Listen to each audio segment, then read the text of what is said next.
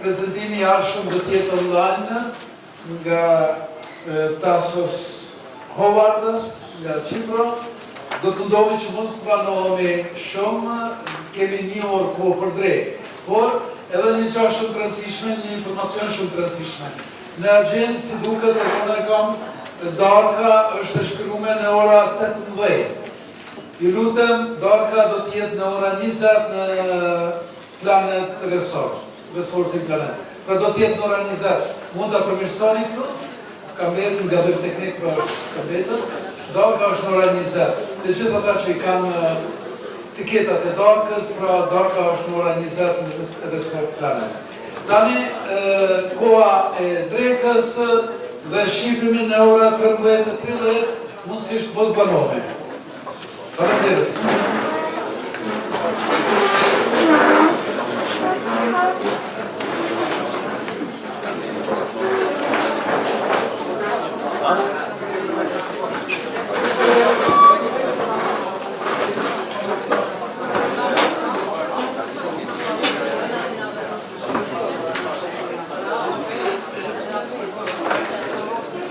That's fine. So, the title of my presentation is Integrated STEM Education and Distributed Leadership and Unavoidable Symbiosis. As Chebet said, I'm based at the University of Cyprus, working in Research in Science and Technology Education Group. And this is an overview of the presentation. The main argument will be that there is a need of a transition from what we know now as STEM education to integrated STEM education. We will see what this can mean. A second part of the presentation will focus on educational leadership, primarily distributed leadership, and then we will see 2 examples, the open schooling model and big labs as a kind of materialization of our approach. And of course, we will conclude with some points to sum up what we have seen this presentation. So let me move right on to the first part of the presentation that has to do with the need for this transition I was talking about from STEM education to STEM integration. First of all, there is a need for STEM skills in the workforce to meet economic challenges. Actually, this need is growing in the last years, but at the same time, we see that student interest in STEM is stagnating or even decreasing. We also have this gender gap, meaning that females are much less concerned and interested in STEM, which has been taken up also by the EU recently in a couple of projects. This is the situation. On one hand, we have social demand for STEM skills. On the other, we have a decline in student interest in the gender gap, the female gap here in STEM. And concerning STEAM, from its inception, we know that it has involved a considerable interdisciplinarity. However, there is this silo approach still prevalent in almost all education systems. This silo approach means that each STEAM subject is taught separately, which is not favoring STEM integration. So this is what we need to confront in almost all education systems.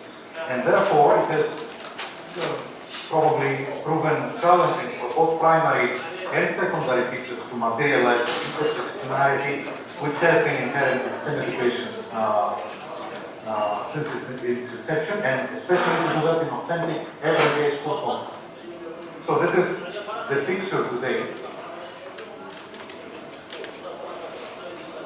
Now, this transition towards integrated STEM education has been proposed to combine different STEM subjects for addressing real-world problems, and this combination is not only something that we will do in implementation or when we will have to imply and follow kind of plan for a lesson, for instruction, but we need to start from pedagogical design, practice integration, then move on to implementation, of course, and then end up with assessment, which is another challenge for integrated STEM education. So, STEM integration involves the whole process, from pedagogical standards, from pedagogical design, curriculum standards, etc., through implementation of what happens in class. And last but not least, what we can assess as knowledge and skills acquired through STEM implementation. I'm moving up to the third bullet point. Here we have the integrated approach, striving to fill a gap where former initiatives have largely failed, and this has to do with what can be implemented in everyday practice. We had several projects producing results, but innovation does not have any meaning unless it is anchored in what happens in realistic situations, as realistic solutions, and especially in everyday schools, in everyday school practice. So, with integrated STEM education, we hope that teachers could be inspired and guided to collaborate with the social design implementation and assessment. We should not forget this triple approach behind integrated STEM education. From recent research, and this has been also a master thesis at our university, collaborative pedagogical design has been distinguished as a major strength of modern STEM education for primary and secondary school teachers, meaning that without collaboration, STEM integration is not even possible. At the same time, in primary schools, we have primary school teachers locked into localized pedagogical design work, meaning that they do not have a broad over the whole curriculum, and this, of course, does not favor STEM integration. In both primary and secondary schools, we have everyday school practice hindering STEM integration that has to do with time constraints, the curriculum requirements, assessment requirements, etc., and a climate that does not favor critical operation. Therefore, there are a lot of resources produced with projects, multiple projects actually funded by the EU, that could be suited for integrated STEM education, but this cannot be easily taken up because it is put under the current constraints which we have discussed before. So there is a need not only of talking about this transition from the current situation towards integrated STEM education, but we also need an institutional change that will favor this transition and also allow resources to be used in everyday school practice. So we're moving now to the second part of the presentation. We have discussed integrated STEM education. Let's now see educational leadership. Here we come across what has been the norm during the last decade, that's instructional leadership, which is centered around the school principals. It's hierarchical, the top-down approach. However, there are alternative approaches to educational leadership starting to expand, actually in the last few years. There is transformational leadership. This aims to foster change through capacity building, and it's mainly through bottom-up actions that this is attended. Another type of leadership, which is alternative to instructional leadership, is distributed leadership. This is a main point in the presentation today.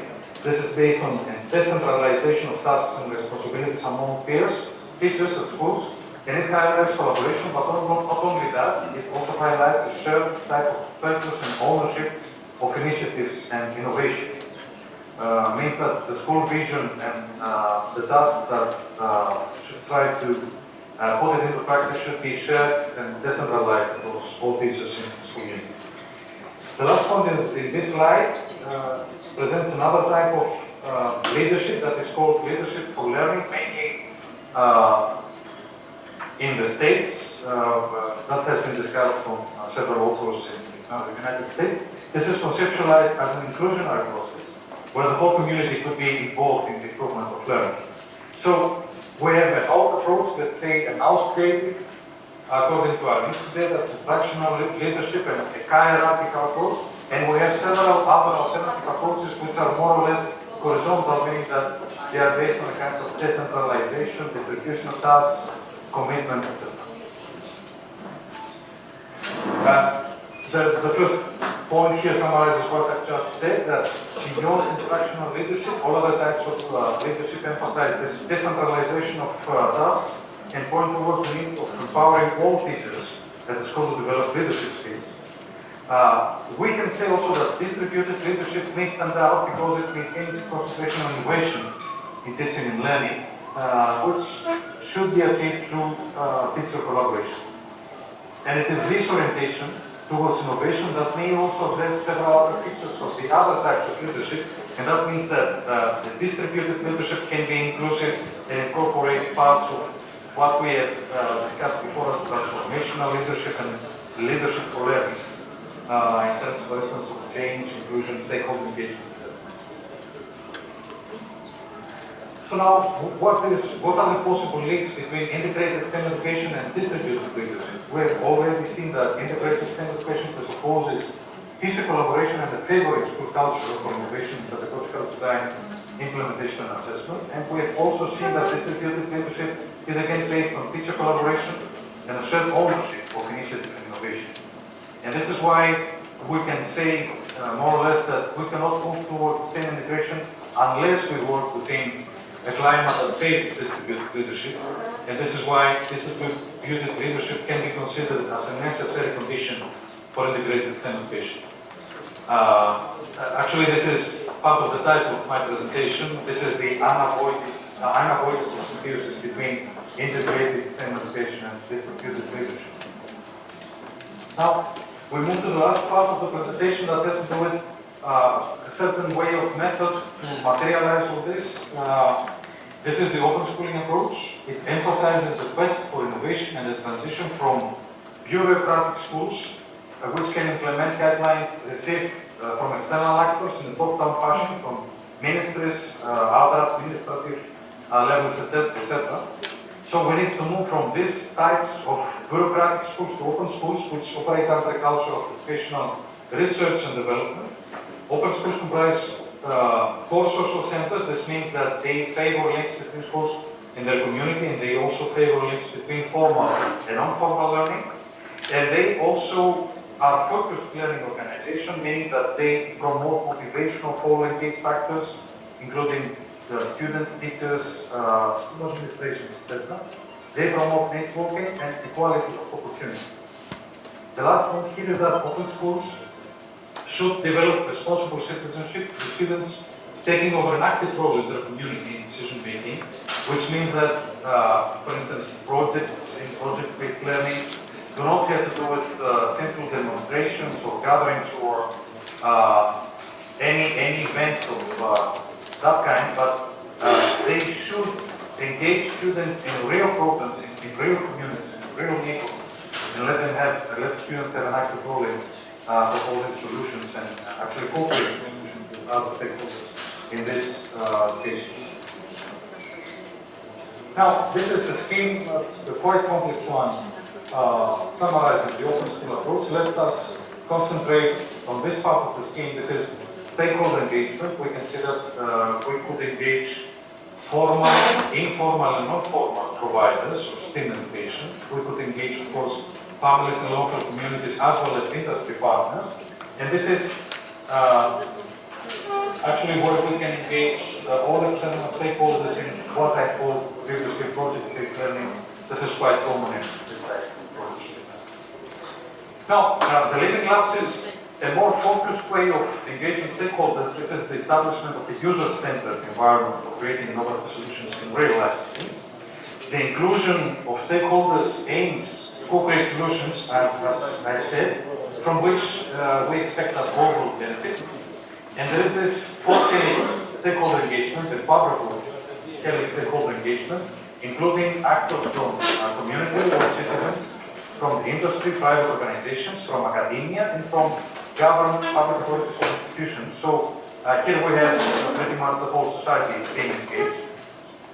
Stakeholder involvement can be also supported and monitored by networks like participatory scenario development, which promote stakeholder empowerment in the process and also set the stage for social learning.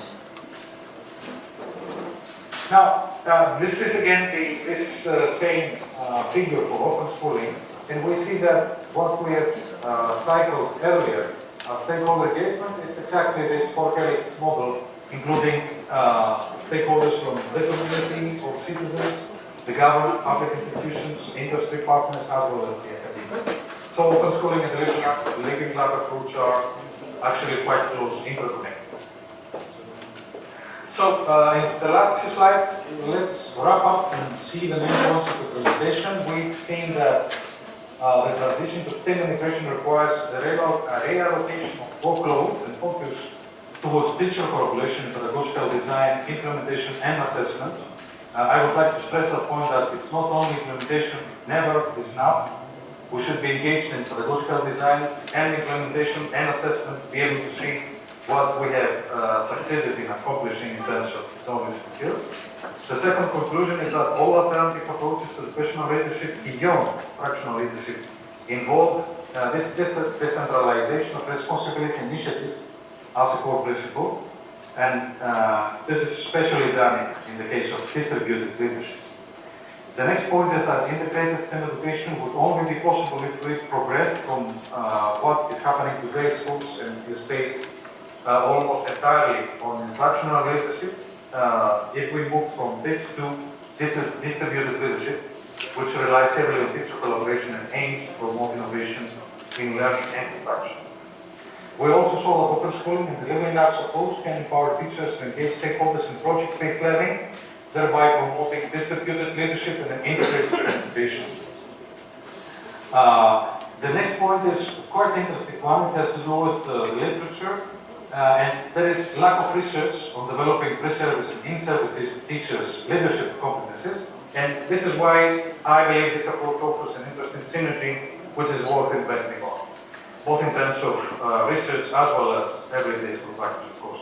And the last point is that the four-tenant stakeholder engagement model could be suited, actually it's quite suited, for bridging formal and non-formal, informal learning settings in STEAM, which may also help align everyday school practice with stakeholder expectations.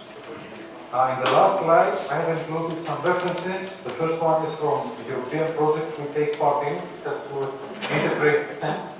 The second is a recent paper on, actually it's a review on leadership and leadership development. The third reference is a deliverable from a project focusing on open schooling. And the last one is another project we're engaged in, it has to do with living labs. The acronym is SAL, S-A-W-L, stands as living labs. So this was my presentation. Let me thank you once again for your invitation, and of course I'm available for any comments, questions, any discussion that you would like to. Thank you, Professor Tassos. Thank you very much. Now we are waiting for any question or comment.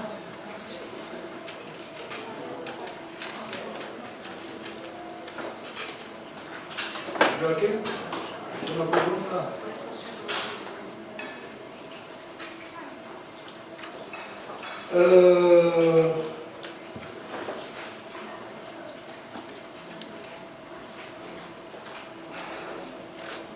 I have a question, but because with agenda we are late, Tassos, I prefer to invite your message with my questions. You know, we are together in Project Erasmus Plus with, by the same name, STEAM Edu, and we are collaborating on this project. It's very nice, new, more or less, idea in our countries. Also, in this project are University from Albania, from Bosnia, Montenegro, no, Montenegro this time, no, because this is the research project, and also University of Pristina and Gilan from Kosovo. Also University Universum College, University College Universum and UBT College. Professor Tassos, thank you very much for your presentation. We will send to you certificates later by online, by email, and see you next time in Milan. Yeah.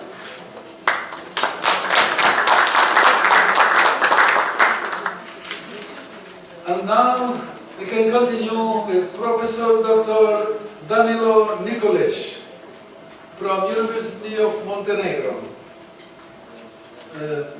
Professor Danilo Nikolic will present work internationalization as strategic approach for strengthening competitiveness of higher education institutions at West Balkan countries.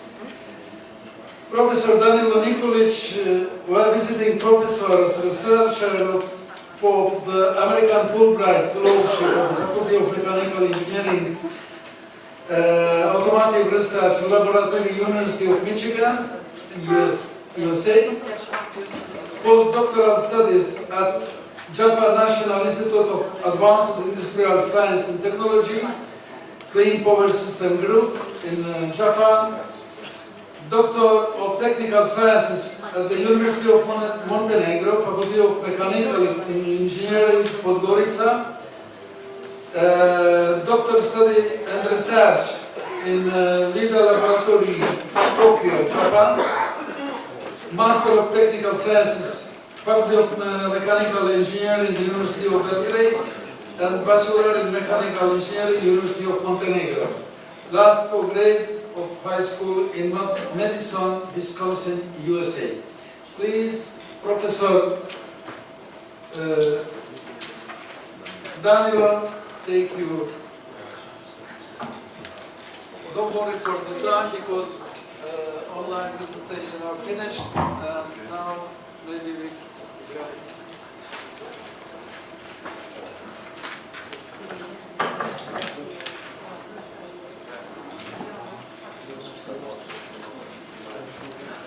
Ladies and gentlemen, esteemed Director Sumi, other rectors from Kosovo and Albania, organizing committee,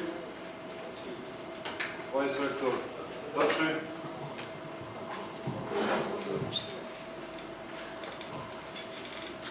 academics, dear colleagues, I would like to express my great pleasure for inviting me to participate in the International Conference of University Kadri Zeka in Pilar.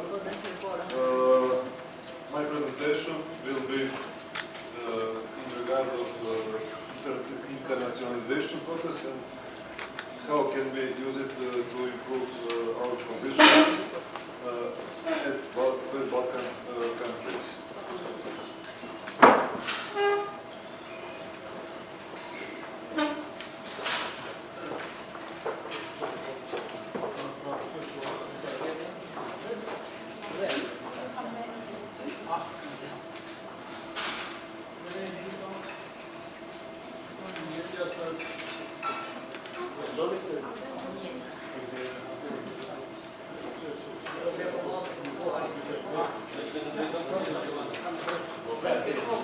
Okay, sorry.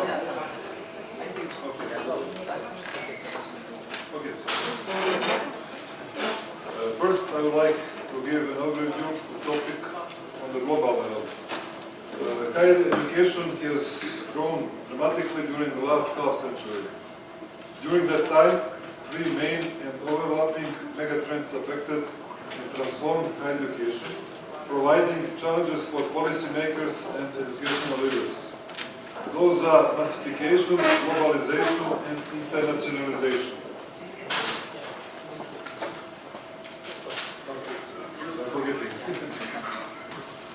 Over the past decades, governments have sought to expand access and participation in higher education. Once the privilege of elite, today there are more than 260 million students globally, in more than 30,000 universities according to metrics on statistics, focusing on every possible specialization.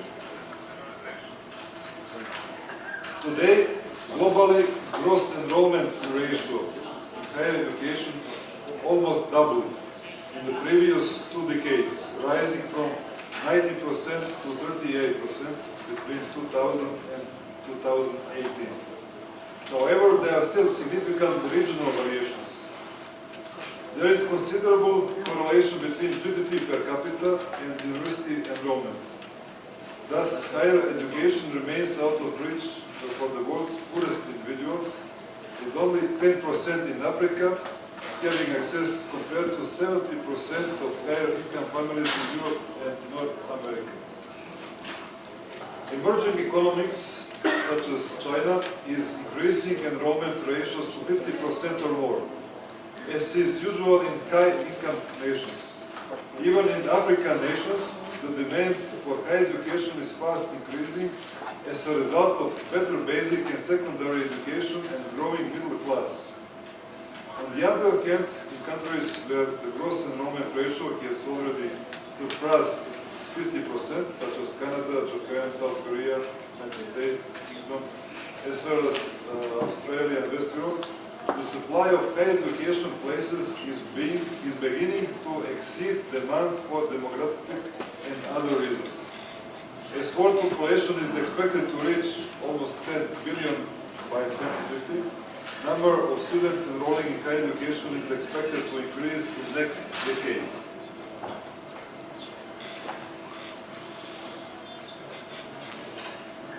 Often considered purely in economic terms, globalization also shaped the social, cultural, and political, thereby affecting the way people think and identify themselves and perceive and pursue their interests. This process significantly affected and transformed education, research, and innovation. Universities have evolved into global players, creating alliances, recruiting students, and aggressively exploiting their comparative and competitive advantages. Although research excellence remains concentrated in the United States and Europe, evolving geopolitical factors predict developing multipolarity that is beginning to show up in global rankings. For example, China had only one university in the top 200 on the Shanghai ranking in 2005, compared to 18 for the United Kingdom. Today, China has 28 universities in top 200 Shanghai ranking list, compared to UK's with only 20. Global rankings are inevitable product of globalized world economy and internationalized higher education. No doubt, their methodology and choice of indicators is questionable. Still, rankings have a huge impact on governments, universities, and stakeholders all around the world.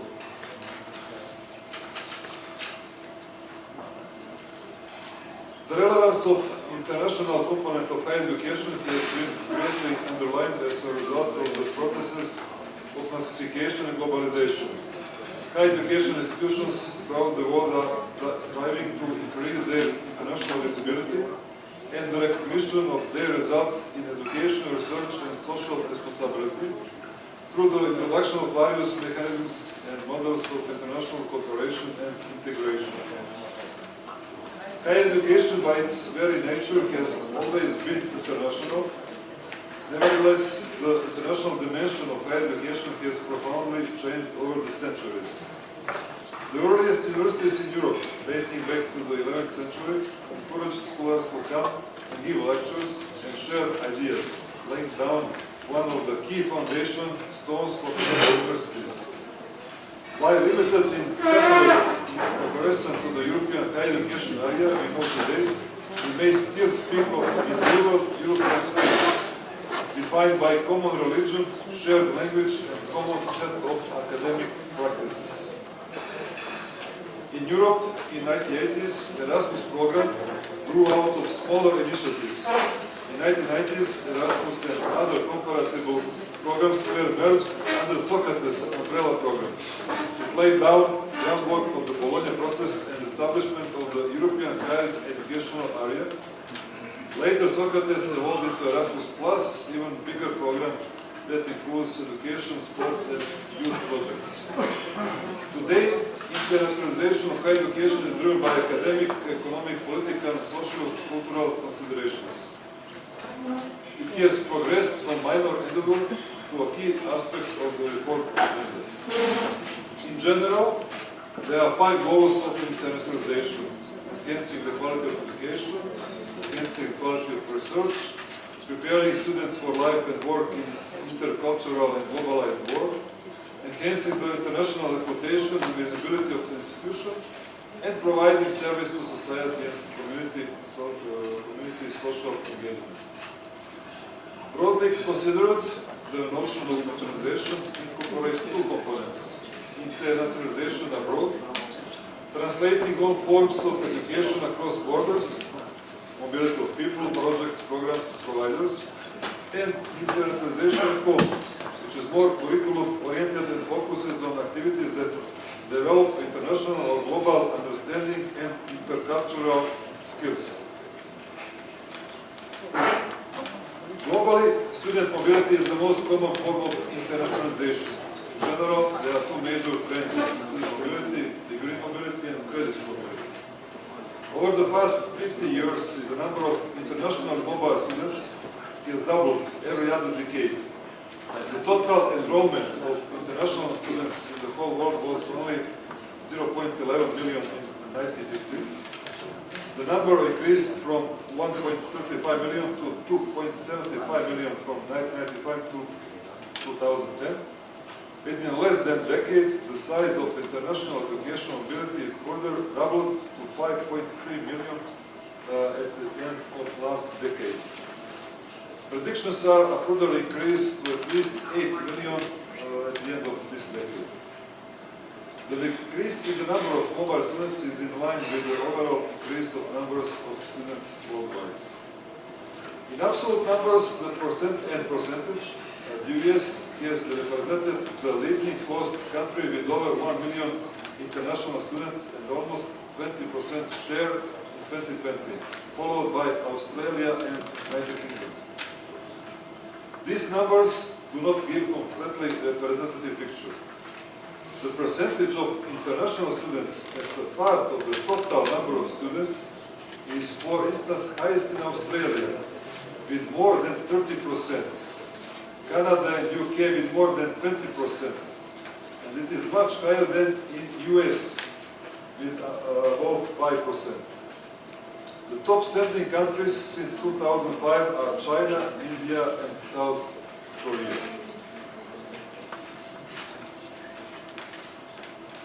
Now, what is the main motivation of students for mobility? According to survey with Erasmus Plus mobility students, which is a credit mobility, it is not searching for knowledge, but by far an opportunity to expand their social network by meeting people from different countries. With increase of level of studying, quality of post-institution gets important. The main reason for non-mobility is family and financial reasons. There are also variations among different regions. What is the motivation of universities and governments for student mobility? Besides building knowledge economies, enhancing science and innovation, and improving its ranking position, it is definitely revenue. That is very important in Anglophone countries, and their universities are being forefront of all other universities. US, UK, Australia are top 3 countries with highest revenue from higher education. In US, it is $39 billion, UK 22, and Australia 25 billion. In UK, higher education represents sector with the highest revenue according to one study. All these countries have strategies for attracting international students, including new immigration processes, scholarships, internships, career incentives, etc.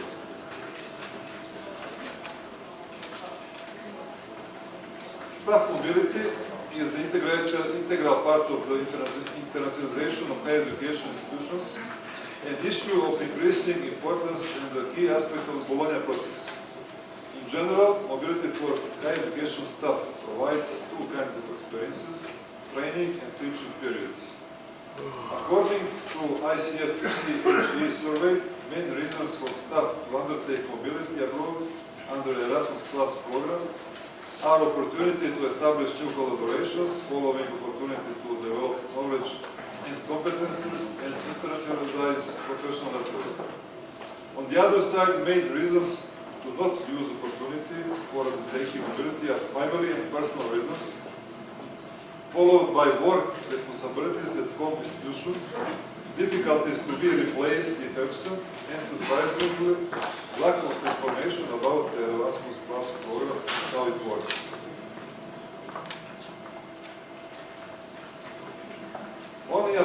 small percentage of scholars and students get the opportunity to go abroad for a full degree or short term, ranging from 1 to 5% in most countries, 10% in US, and 20 to 30% in countries like Germany and Netherlands. Therefore, universities are seeking to develop more inclusive approaches that enable all students and staff, in particular the non-mobile majority, to experience the underlying social, academic, and intercultural learning benefits of the internationalized university experience. The concept of internationalization at home was developed in Europe during late 1990s. It arose as an alternative to study abroad, which was being widely promoted at the time through the first Erasmus mobility program. There is growing demand and recognition of internationalization of home, including internationalization of curriculum, teaching and learning outcomes. To realize its full potential, internationalization needs to be managed effectively across the institution. In order to do so, institutions seek to understand their environment, develop a strategic approach, and optimize implementation of internationalization, as well as monitor and evaluate the process. Many universities develop international strategies, or at least an international dimension to their overall strategy. At the same time, national governments in several countries have introduced their national strategies, marking the increasing significance of internationalization at the national levels. According to Marinoni, more than 90% of higher education institutions in Europe mention internationalization in their mission or strategic plan, with the exception of North America, where only 1/3 did so. European Association for International Education Survey provides analysis of data on internationalization in the EHEA area, viewed by faculty and staff working on internationalization. The vast majority of respondents reported that either their institutions had a standalone institution-wide strategy, or that internationalization was a priority area covered in overall institutional strategy. Even 7% of respondents didn't know whether their institution had internationalization strategy. This appears to indicate that a number of respondents have not effectively involved all the relevant staff groups in their pursuit of internationalization. Definitely there is not a single and universally applicable model, but rather different approaches to internationalization across countries, regions, and institutions. Same survey provides analysis of data on internationalization in the EHEA area, viewed by faculty and staff working on internationalization.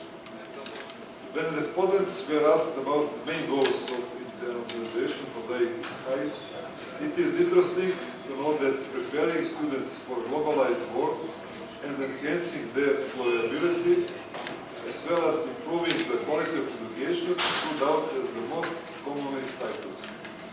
It is also surprising to note that comparatively few respondents answered that their institution regarded improving the quality of research as one of the main goals of internationalization, only 38%. Despite ongoing discussions about the increased commercialization of internationalization, only 12% of respondents indicated financial benefits as one of the main goals of internationalization. Stakeholders from different countries and regions in the EHEA conceived internationalization somewhat differently.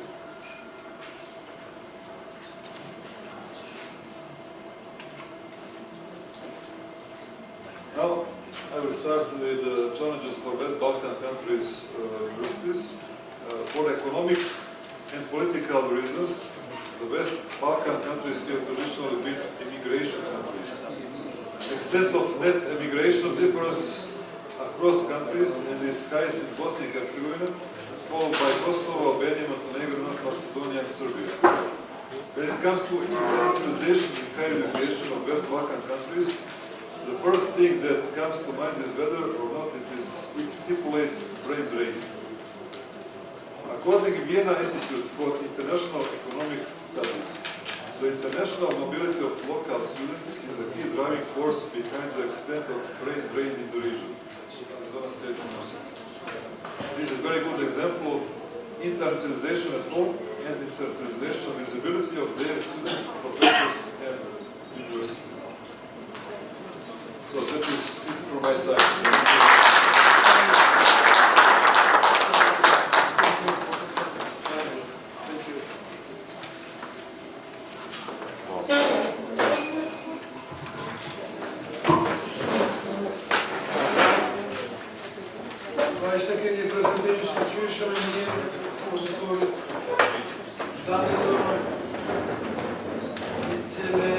Prezentovaní fotografii čat Jimmy profesor rektor Šublindora. Detta cilen kamorkesa rektorium pa studio per kontributin dešli mišlení po kraje, čišme univerzitetit podporicas. Tane važdojme agentът да се кон Питер, комента, идваме презентиране на професори Данила. Микрофон е идваме. Те я изгледам на професори Данила Сахите. Professor Danilo, you can choose. You can compare. Okay, first question. Or you can come again here. Professor Danilo, thank you very much. Thank you very much for your presentation. This topic is really important as the future and sustainability of universities will depend on internationalization. So by listening to your presentation, we were talking about the associations that were trying to strengthen the cooperation between universities in the region. So is anything being concrete to push this agenda forward, because this is really important in every Erasmus project, in every meetings with and the meetings we have with other European partners. At the end of each meeting, the conclusions are there are very good practices, but because of the current situation that we face in our countries, it's a bit hard to implement immediately those practices. But by having mobility and exchange of practice within the region, I think we can move forward in a very safe and sustainable way. Thank you very much.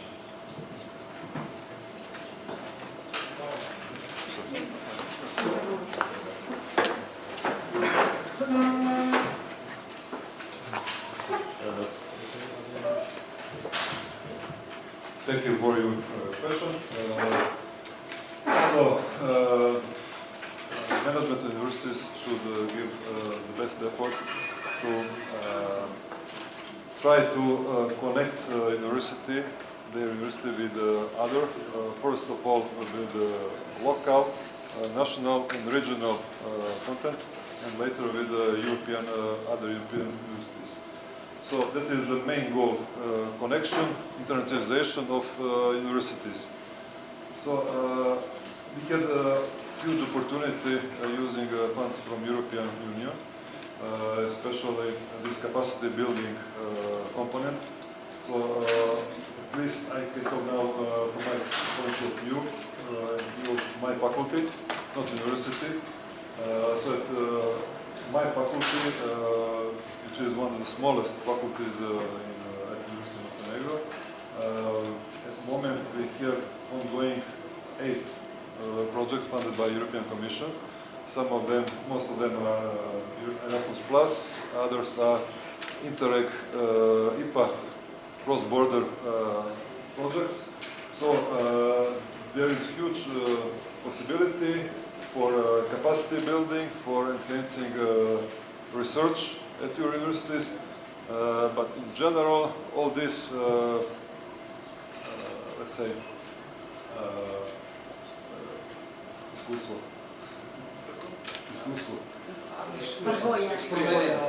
experience, sorry, that's my word. So from my experience, I can for sure tell you that it is worth it, and that each of you from professor level to the management should think about connection and implementation of his or her research, and that's it. Thank you.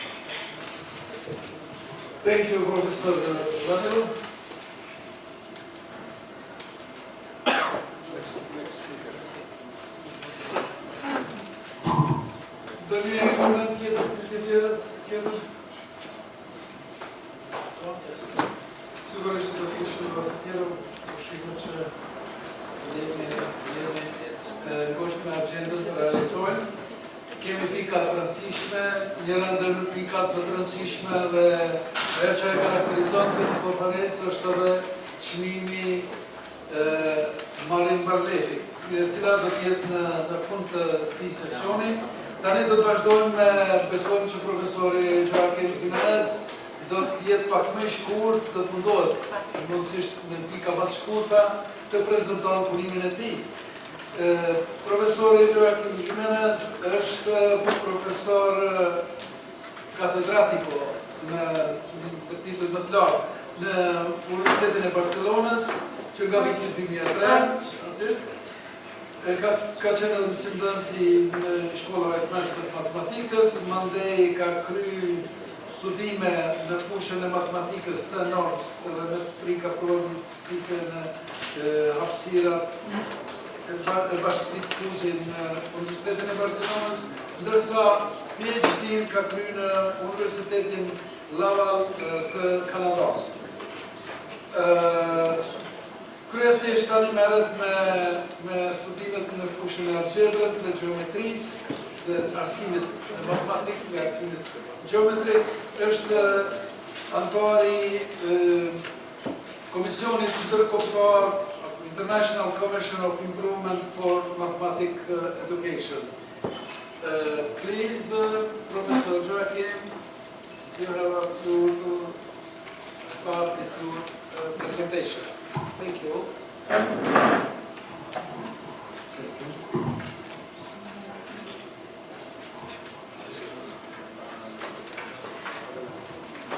Good afternoon, everybody. Dear Doctor and dear professors, colleagues, dear all.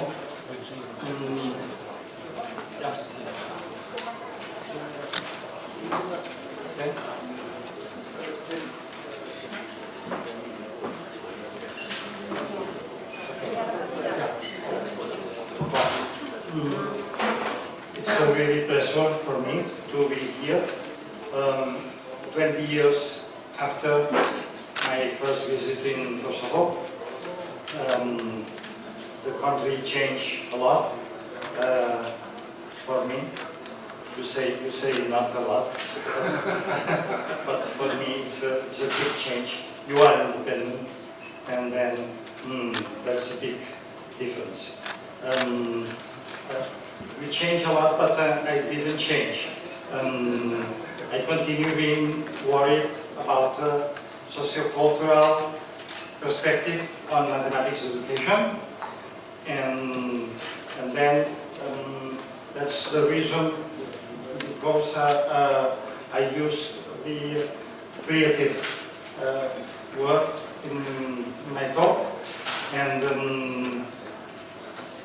you use the name creativity in your conference, and this work suggests to think about creativity in maths education, and how to see creativity not only relating to knowledge, but also as a cultural impact.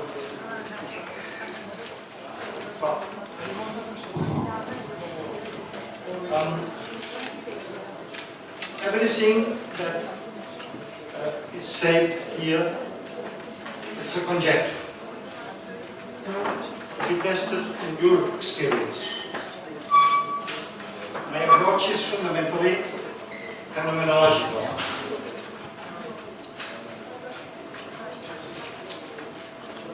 I am interested in brief experience.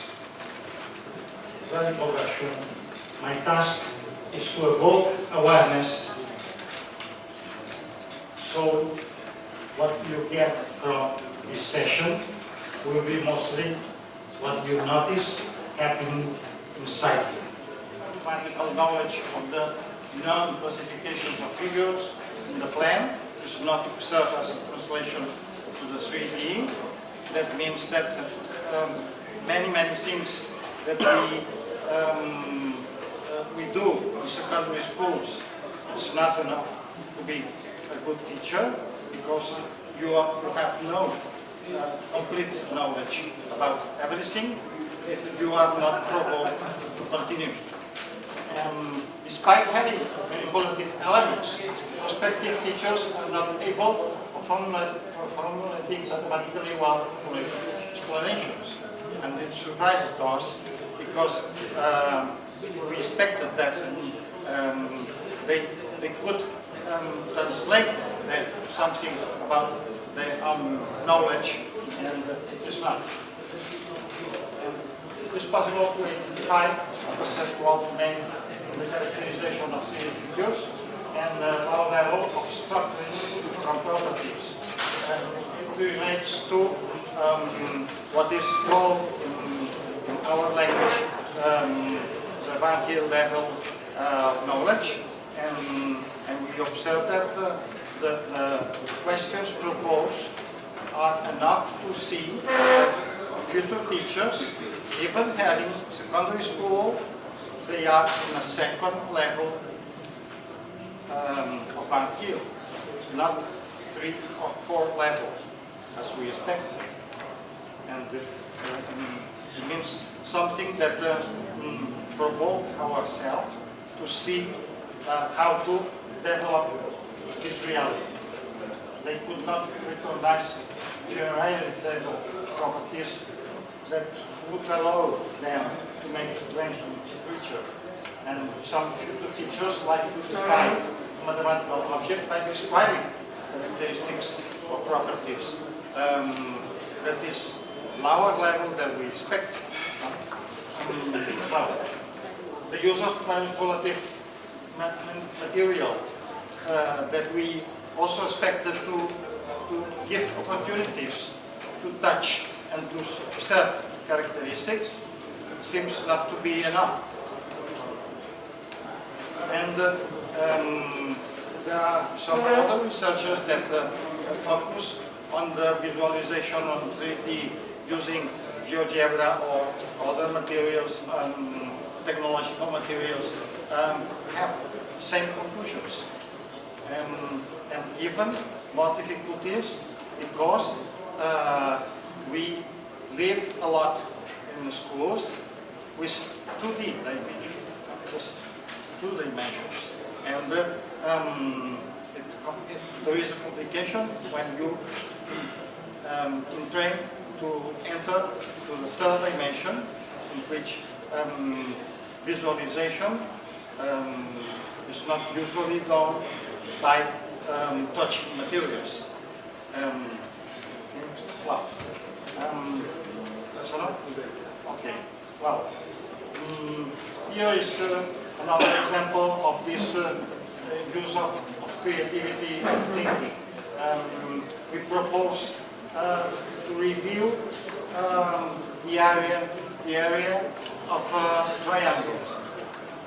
And use the idea of looking at the history to the green papyrus or Egyptian papyrus, in which you observe the translation that we have, in which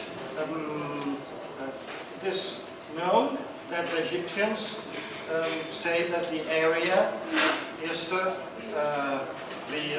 basis multiplied of the half of the height. Okay? And we propose to the teachers to look at this idea and to show why the Egyptians know this. And a few part of the future teachers have some observation related what we can use in a geoboard as a manipulation or as a use of geoboard in internet, and how to see that you can convert the area of the triangle to the area of the rectangle. S could be the idea of the visualization of the Egyptians.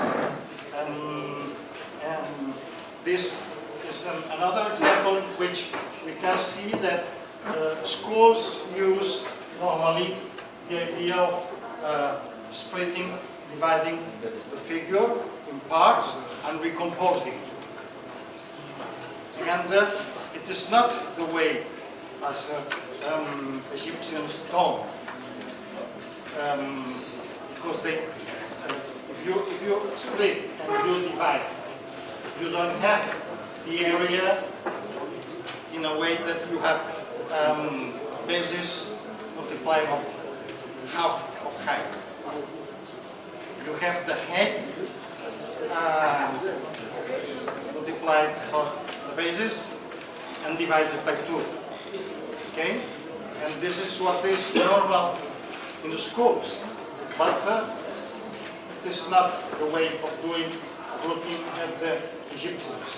And we propose, as a last example, how relations were presented as a means in the Chinese culture to relate mathematical ideas to cultural aspects, and to look at another culture in which you know about Pythagorean terms, triples, and how to observe the meat of 3, 4, 5. That is something that sometimes we cannot see.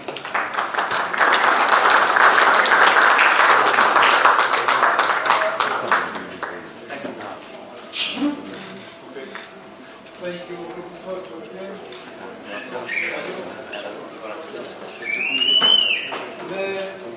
Μετά μπορείς να τσεκ profesorisha Iuli Vanegas ishte coautore di ultimi shkencor. Tani e keni fjallën nëse dikush do një pyetje apo koment?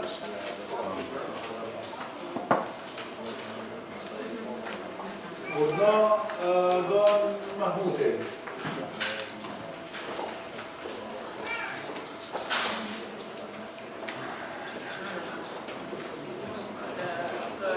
Paesi erano prorettori, gli anni a paesi ne prime.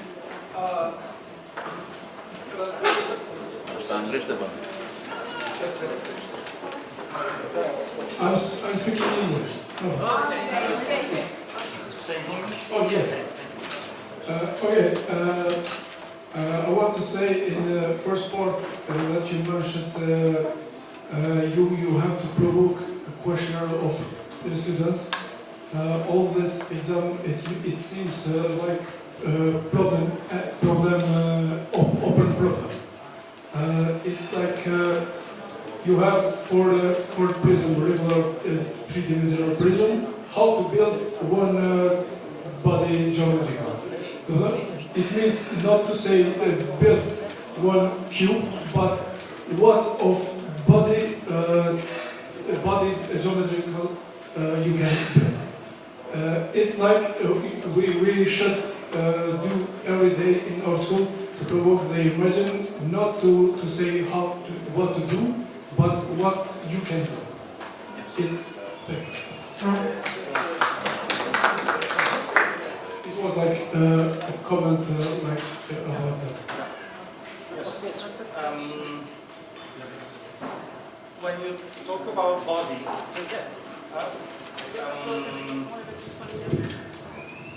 I understand that you are talking about our body.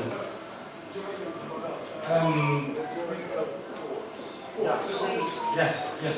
Well, the problem is that normally when schools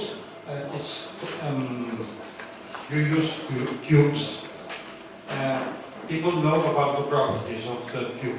All the lengths are the same, the sides are the same, and you say this is a regular thing, and sometimes you talk about the polyhedral angle, but only sometimes. But what is not usual is to say, okay, let's do a half cube, and then 2 halves complete the cube.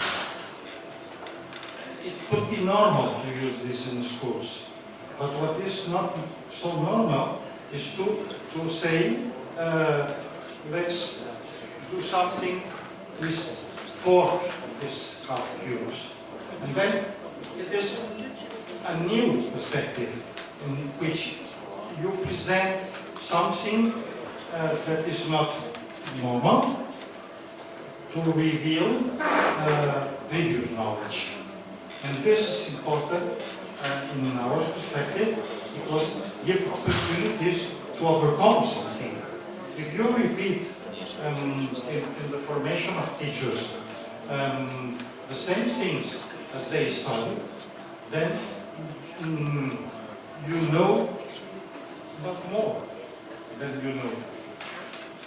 You are not questioning. That's the main point. This kind of provoking question that gives opportunities to for students to look as a student. And another process that Joaquin described in this presentation. For this reason, we need to focus on this because we have short time in order to improve geometrical knowledge and didactical geometrical knowledge for these teachers. And for this reason, there are not an order. First, this concept and another. Sometimes we start with the space, and at another moment we start with the shape or whatever concept that we consider is important that future teachers working in this way. Okay? Thank you. Thank you. Vazhdojmë me agendën, tani e ka radhën akademik Gëzim Hoxha nga Akademia e Shkencave të Shqipërisë, I cili do të na prezantojë prezantimin Ulpiana, unë e kam në anglisht, për një zonë anglisht, Justiniana Secunda, Scientific Identity with New Historical and Archaeological Data. Akademik Gëzim Hoxha është profesor doktor I arkeologjisë antikitetit vjetër, I lindur në Dalsh të Shkodrës, ka kryer studimet në Universitetin e Tiranës, në vitin 1996 fiton titullin doktor I shkencës, në vitin 2000 profesor I asociuar, vitin 2009 profesor, ndërsa në vitin 2021 fiton titullin akademik I asociuar. Ndërsa në vitin 2002 është pranuar si antar korrespondent në Institutin Gjerman të Arkeologjisë. Ka marrë pjesë në 56 ekspedita të ndryshme arkeologjike në Shqipërinë e Veriut, Kosovë, Boskopoj, Austri, Maltëzi, është autori më shumë se 9 monografive dhe librave, autori 100 artikulla, punimeve shkencore, ndërsa nga vitin 2001 deri në vitin 2021 është sekretar shkencor I revistës Iliria, po ashtu është kompiler në shumë programe të arkeologjisë, si bachelor, ashtu master deri në studimet të doktoratës. Shumë I respektuar, nderuar akademik Gëzim Hoxha, Ju lutem të merrni fjalën.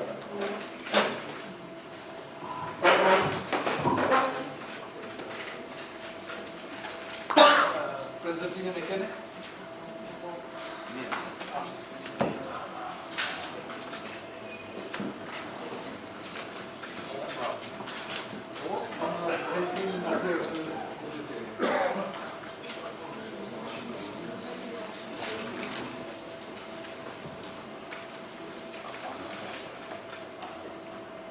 I nderuar rektor Kosumi, nderuar pjesëmarrës, njoftimin e parë për këtë aktivitet e kam marrë nga kolegu profesor Sinani, nga Akademia e Shkencave, që i ka informuar para meje për këtë aktivitet. Me disa gjurmë plakta të një vendbanimi prehistorik, Ulpiana ishte njohur si një qytet në periudhën romake. Në shekullin e 3 pas Krishtit, përmendej si qytet me shkëlqim.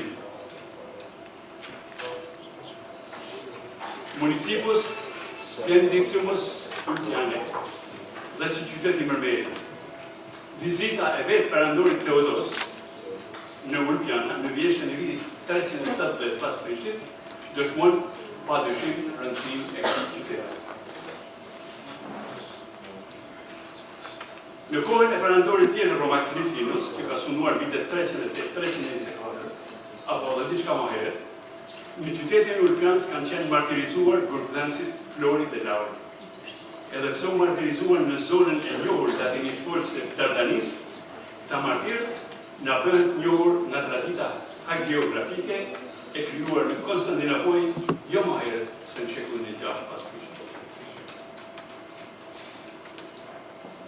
Në koncilin e Serdikës të vitit 343 pas Krishtit, morën pjesë 3 peshkop nga Dardania: Gaudentius nga Nishi, Macedonius nga Ulpiana dhe Pregorius nga Shkupi. Në mesin e shekullit 5, Ulpiana damtohet prej sulmeve të priseve barbare të hunve dhe të gotëve, dhe nga tërmeti shumë i njohur i vitit 518 pas Krishtit.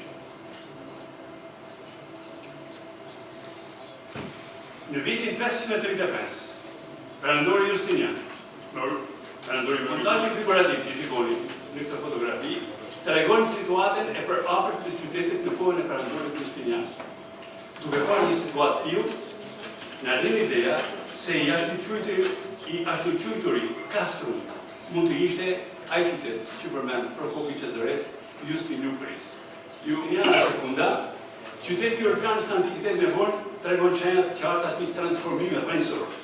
Kjo është vërtet mas parë në Jugosllavin romake, pajisur me mozaik të shëmenit, me të cilën në shekullin e 6 pas Krishtit është menërtu një kish një lefshe e ashtu quajtur helenistik me formasa 33.5 deri 14 metra. Ka filluar aktualisht një projekt në Ulpianë i cili vazhdon ndoshta edhe në verën e këtij viti. Ky ekip është përqendruar fillimisht në këtë hapësirë pranë kësaj kishe paleokristiane që shikoni, me synimin për të kontribuar në njohjen më të kalluar të transformimit urban në qytet dhe posaçërisht të shurjes të zhdukjes së tempujve pagan dhe të linjës mbi tokë të kishave paleokristiane. Disa nga rezultatet e ekipit francez janë paraqituar në këtë slajd, profile apo planimetri të reja të formuluara nga ekipi francez me plana të reja shumë të rëndësishme. Mbi bazën e fotografive aerore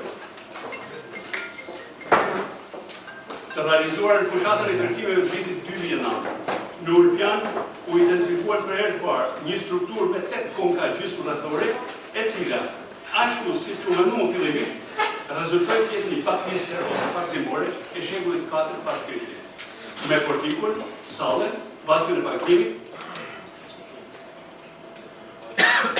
vazhdimi i gërmimeve në fushatën e vitit 2015, vetëm 7.5 metra në verish baptisterit, kanë nxjerrë drejt një bazilik të madhe të lefshe me një dyshemet shumë me mozaik, shumë të pasur dhe me shumë ngjyra. Këtu kemi të bëjmë me katedralën e qytetit. Gjithmonë aty ku vendoset baptisteri, aty kemi të bëjmë me kishë katedrale. Nuk mund vendoset baptisteri në një kishë tjetër, përveçse në katedrale. Këtë situatë të trazuar historike, ju sapo e përmenda, na ndriçon edhe një kontekst arkeologjik shumë interesant.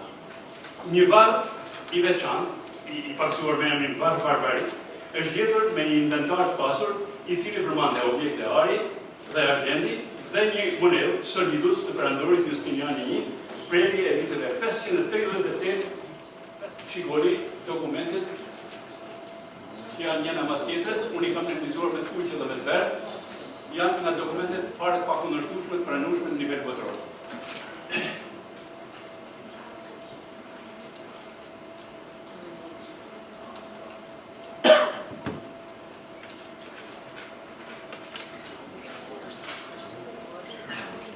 Ka shumë gjasa. Që pikërisht Peshkopi Foka si Shkodrës, që është bërë iniciatori kryesor për ndërtimin edhe të një kishe shumë të rëndësishme në rritjet e lumit Puna, në shqipë të Shkodrës, që I kushtohet shenjtërve Sergius dhe Bacchus, dhe fshati quhet sot në emrin e shenjtit Shirqi. Ky fakt përmendet edhe në një jetë shkrim apokrit të perandorit Justinian. Në këtë atmosferë, duket se edhe vetë kështjella e Shkodrës merr një emër të ri dhe quhet Rozafa, pikërisht kur është martirizuar Shën Sergi dhe Rozafa është një kështjellë që ndodhet sot në territorin e Sirisë së sotme. Megjithëse territori I Peshkopatës Justiniana Prima gjende në sferën e ndikimit lingvistik latin, kjo bë mundur të animon në sferën e jurisdiksionit kishtar. Ndikimi I Romës këtu shkonte në mënyrë legjitime. Vetë perandori gjeti mundësinë për të përdorur me sukses ndjenjat e një komuniteti tradicional latin. Natyra autoqefale e organizimit justinian metin thel e pa ndryshuar deri në kohën e dymbjeve të ardhshme avaro-slave, të cilat e nxorën jashtë vetë. Njoftimi më I fundit për ekzistencën e kryepiskopatës Justiniana Prima na vjen nga një letër e Papës Gregori I Madh në shkurt të vitit 601 pas Krishtit. Ky bilanc I Ilirikut e dëshmon qartë vitalitetin e provincave kishtare të territorit. Por tani, mas dymbjeve avaro-slave, ato riformatohen sipas një organizimi tjetër gjeografik. Jehonat lartë të kësaj situate reflektohen në mënyra të ndryshme deri në ditët tona në këtë rajon. Faleminderit.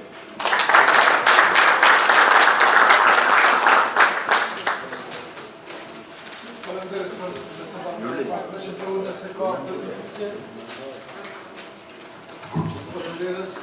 Ndonjë pyetje apo koment nga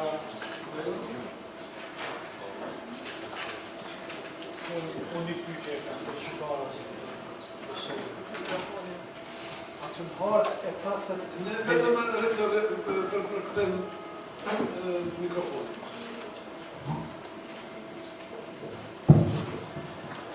Një pyetje të shkurt, veç për koreshtë. Harët e patët Venetinë, edhe është një pikë arkeologjike. A lidhet me Justinianin apo që në roqë? Ç'është e vërtetë që ti krejt I sinqertur nuk e njoh shumë mirë Venetinin, po nga dhënat që marrim nga arkeologjia, atje ka disa gjurmë më të hershme se sa vetë Ulpiana. Ka më të hershme, po. Ka më të hershme. Pastaj ka reflekse më të vona, lidhet diçka me minierat që janë aty afër diku, por ka gjurmë edhe më të hershme. Madje shkon ndoshta deri në prehistori. Shumë herë. Sepse janë një vendbanim I vendosur shumë lart, edhe në periudhat prehistorike kanë qenë shumë preferuara lartësi. 1100 metra të asia vitetare. Dhe sa për djeni, hartën unë e kam marrë nga dikur tjetër dhe Venetini është emër geografik, ma shumë se sa emër historik ose është emër I kodrës atje, por ju keni drejt atje ka një vendonim shumë vjetër. Dhe është unë kam qenë një herë e kam pa, por nuk kam bërë në studim, ose I përket një kohë që unë nuk merrem shumë. Është vërtet. Faleminderit.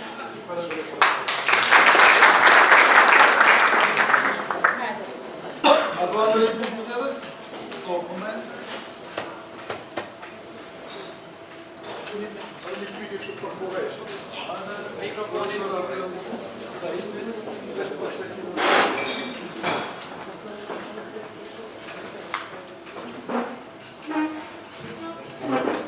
Faleminderit për prezantimin.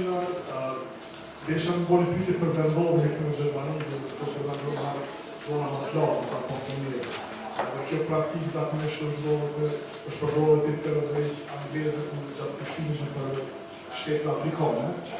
Këta shumicën e rasteve jo që librat e historisë po njerëz që jetojnë këto zona që tregojnë është se anglezët gjatë kolonizimit të Afrikës zakonisht kishat kanë vendosur në zona shumë plata malore, edhe në njëjtën kohë kanë përdorur religionin si mënyrë për me eksploru këto resurset natyrore që kanë pasur në Afrikë. Mund me tregojnë paralele për këtë periudhën se në US këtu që nëse perandot në atë kohë ka shfrytzuar dhe për tokat për një të hesh resurse natyrore që kanë. Sigurisht, unë mendoj se një pjesë përgjigjes që t'i kërkove nga unë ja dhe vetë. Situatat përafërta historike prodhojnë reagime po ashtu të përafërta. Sigurisht që fortifikimet në vendet e ngritura gjithmonë kanë qenë imponuar nga situata historike me markesë rreziqe të mëdha. Për shembull, periudha helenistë është e tillë dhe gjithmonë fortifikimet e kësaj periudhe janë lartë. Periudha e Pax Romana, kur romakët zotruan territorin, fortifikimet romake i gjithë gjitha në pushë. Nuk përmendën një rrezik për ta. Ka pas vetëm garnizonin e romakëve dhe mos pranë pusha. Kurse për sa i përket mineraleve, territori i Dardanisë, kur ka shkon në pijen Visos, Ulpiana, Naisus, Ratiaria, deri në Danub, është një territor, sidomos duke filluar nga kufi i Dardanisë, është një territor shumë i pasur në minerale. Dhe si thuash nuhatin për mineralet, në këtë territor e kanë pas partë romakë. Dhe që nga periudha romake, Dardania ka qenë një territor shumë i lakmuar për minerat. Dhe madje dhe burimet historike, po dhe gjetja arkeologjike e kontribuante. Gjetjet në Soçanicë, lingota metale të shkruara metalici i Dardani, e tjere, pra shumë gjetja arkeologjike, është një temë shumë e preferuar për atë që merret me këtë periudhë romake në Dardani. Shumë e vërtetuar. Faleminderit shumë.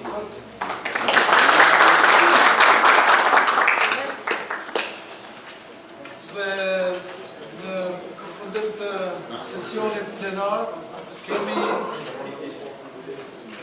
prezentimin e akademikut të Akademisë së Shkencave të Kosovës, profesor akademik Feyzullah Krasniqi, me temën Conditions of Human Internal Terminal Comfort, e cila ndërlidh e rrëmbullakson sesionin plenar me të gjitha ato elementet të cilët kemi identifikuar për të plotësuar emërtimin identiteti shkencor dhe kreativitetin në botën e ndryshme. E lusëm dhe kemi nderin të ndërshme akademik Feyzullah Krasniqi.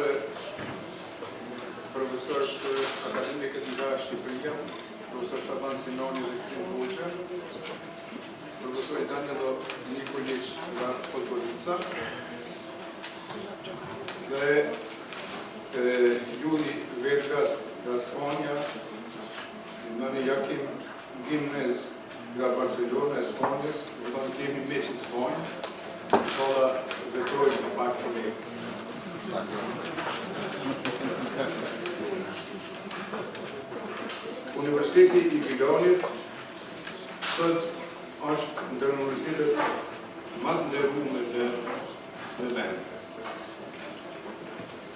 sidomos kur punohen edhe projekte ndërkombëtare, ky panelu projektojnë kamis, kush është leka, luajtje leka, dhe kjo është një arritje e madhe, meqense këto janë pika kryesore me cilat vlerësohet një universitet. Po ashtu vret se profesorët nga ky universitet bojnë punime edhe ndërkombëtare që relangume me revista fuqishme pra që jenë nga aktivitetet. Unë sinqerisht të thonë, unë qenë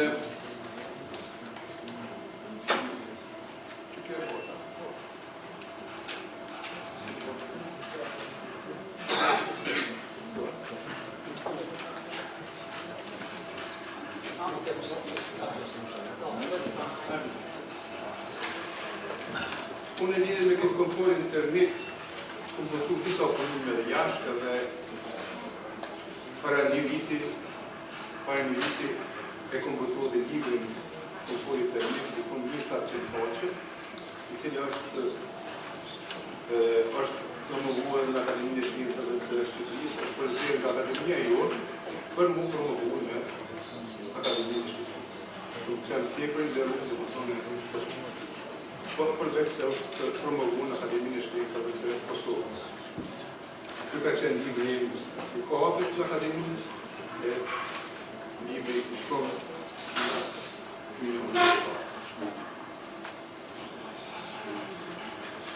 komfori termik komenuse është më I përshtatshëm për gjithë. Grupin e poli grupës pak më përshtatshëm, por një grupin që është shumë I përshtatshëm. Është një nocion subjektiv.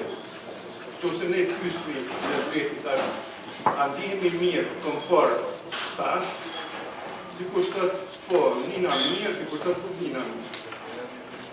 Unë kom pas studime bukur shumë këtë gamin, dhe është plotësisht çështje subjektive. Për shembull, disa haxhiu është mesetër, Bajrami është pasetër, domethënë ai njihet një mesetër, si njihet një pasetër. Domethënë është nocion subjektiv. Prandaj është probleme dhe studimi I saj. Kjo fjala është në kushtet e njëjta. Në këtë mënyrë na duhet për me e vlerësu komforin termik. Do të me vlerësu parametrat mjedisorë, biologjik dhe të jashtë. S'ka është nevojë me qita aty se është një diçka. Mjedisorë është temperatura ore. A është e mjaftueshme temperatura ore tash në ambient. Ajo kërkohet dikun të jetë prej 18 deri në 23 gradë Celsius. Manej lagështia ore. Janë dy lloj lagështisë, një lagështi është relative, një është absolute. Kjo është më po nervoz, sepse është pas më specifike. Domethënë absolute është sa ka lagështi me marr këtu naj për 1 kilogram të arit pa. E relative është sa është presioni I lagështisë kashim me presionin e arit pa. Dhe element tjetër është temperatura e sipërfaqes rreth usës shumë rëndësishme. Do të kujtohet, juve na shtanë kujtohet se keni jetë më pak, disa orë na po në fshatrat Kosovës ka pas shtëpia me lloç e me rrosa. Ato shtëpia domethënë është dashur me thonë shumë nxehtësi, mundet I kanë pas dimit ftofta. Njeriu në ato kushte jep shumë nxehtësi me rezatim. E kur jep shumë nxehtësi me rezatim, është keq, bëhet një nervoz. Është vërtetuar një profesor I Fanger me cilin ku ka thënë pa e ka dhënë ekuacionin e komforit termik këtë bota, është ekuacioni më I njohur. Dhe këto receptorë, domethënë, ai rregullon temperaturën, por nuk mundem me rregulluar kur se ti rrin ftoft -20. Atëherë nis metabolizmi më shpejtuar, për shkak njerëzit për stërmat si pojnë verës për dinë, që ma shumë energji me pas kardoja, fiton kardoja I organizmit, me shpenzu, me pas për me shpenzu, do më thonë kohën për shkak. Më ju pyet, më biseduta ashtu. Unë kam nxjerrë shënim se vetëm 20% është makina, njeri është makina më e keqe më. Asnjë makinë që ka po njeri, tona makinat e kanë rendimentin më të madh. Një termocentralë që marrën që prodhon rrymë, e ka rendimentin 0,33. 33% energji shfrytëzohet në mënyrë dobishme.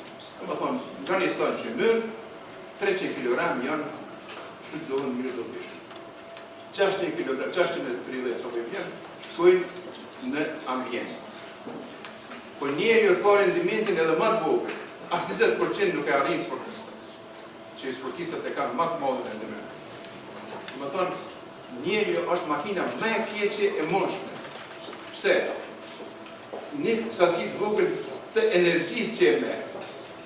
Shkon me funksionu organet vitale, trumbi, zemra, mushkujt, edhe quhet metabolizmi bazal. Matet me një aparat që quhet aparati i korpit. Dhe domethënë, ajo energji është shumë e vogël.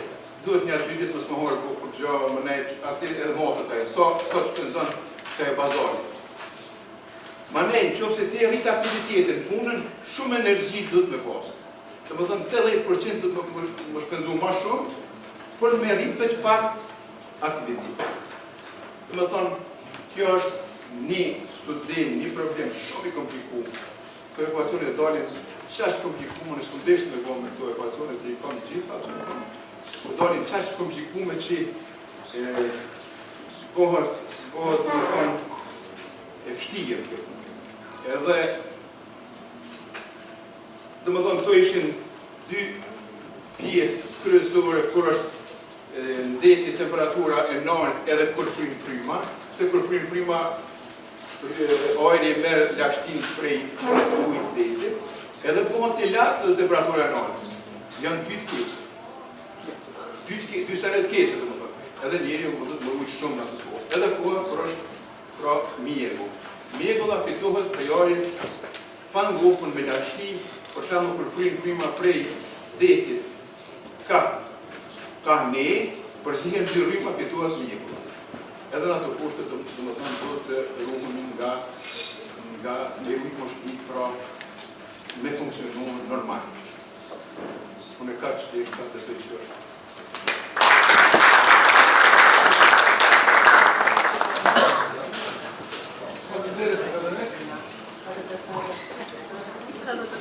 Unë para se të jap fjalën juve për ndonjë pyetje dhe koment, është kënaqësi çdo herë me profesorin Feyzullah të bashkëbisedojmë edhe për tema shkencore, por edhe për çështje tjera. Ka qenë udhëheqës i Këshillit Drejtues të Universitetit Kadrizeka.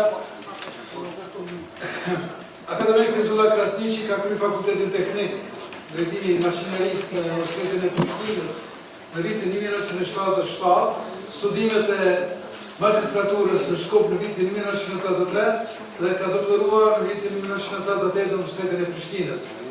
Filloi punën si inxhinier në vitin 1977 për të vazhduar maturitje si asistent Fakultetit Teknik në katedrën e termoenergjisë dhe termoteknikës në vitin 1979. Në vitin 1979 u avancu në docent, pastaj profesor ordinar dhe profesor ordinar në vitin 1999. Duke u emërtuar titulari nga termodinamika, klimatizimi, dinamika, kështu me radhë. Prej vitit 2005 është angazhuar edhe në mësim dhe në Universitetin Politeknik të Tiranës dhe në Universitetin e Tetovës, në të cilin e mentorit ka udhëhequr kandidat në studimet të doktoratës, tekste universitare, disa tekste më shumë, nga të cilat 2 janë ribotuar dhe 4 tekste monografike. Ka kryer detyra me përgjegjësi në Fakultetin e Inxhinierisë Mekanike dhe Universitetin e Prishtinës, duke qenë prodekan, dekan i fakultetit, antar senatit e kështu me radhë. Në vitin 1987 specializohen në Institutin Energjetikës në Moskë. Aty ka kryer studimet të thelluara në fushën e termofikimit dhe rrjeteve termike. Në vitin 1991, 2 muaj ka bërë punë rrugtuese në fabrikën MAN në Nürnberg dhe Universitetin Teknik të Munihut. Me 2004 ka bërë punë rrugtuese 2 muaj në Universitetin e Lecces në Itali. Për vizita studimore dhe referimet të punimeve shkencore ka qëndruar në Universitetin Teknik të Vjenës, në Berga Akademi të Freiburgut, Bratislav, Erlangen, Gjenon, Torino, Selanik, Budapest e tjerë. Në vitin 2008 është zgjedhur antar korrespondent i Akademisë së Shkencave dhe Arteve të Kosovës, ndërsa në vitin 2012 antar i rregullt i Akademisë së Shkencave dhe Arteve të Kosovës. Në periudhën 2011-2017 është sekretari i seksionit të shkencave të natyrës të Akademisë së Shkencave dhe Arteve të Kosovës. Edhe mjaft detyra dhe përgjegjësi tjera që i ka mbajtur, nuk i përmendëm këtu, ka qenë edhe si thash kryetari i Këshillit Drejtues të Universitetit në momentet më të mira, më të këqija për të përfunduar në momentet dhe shkollën më të mirë të Universitetit Kadri Zeka. Pra çdo mandatit të tij kemi një zhvillim Jo, është reguar realitetin. Prandaj, falenderojmë dhe tani keni fjallën nëse ka dikush koment apo ndonjë pyetje me lidhur me temën shumë interesante, atraktive. Pastaj 10 mirë. Po shumë mirë ishte kënaqësi.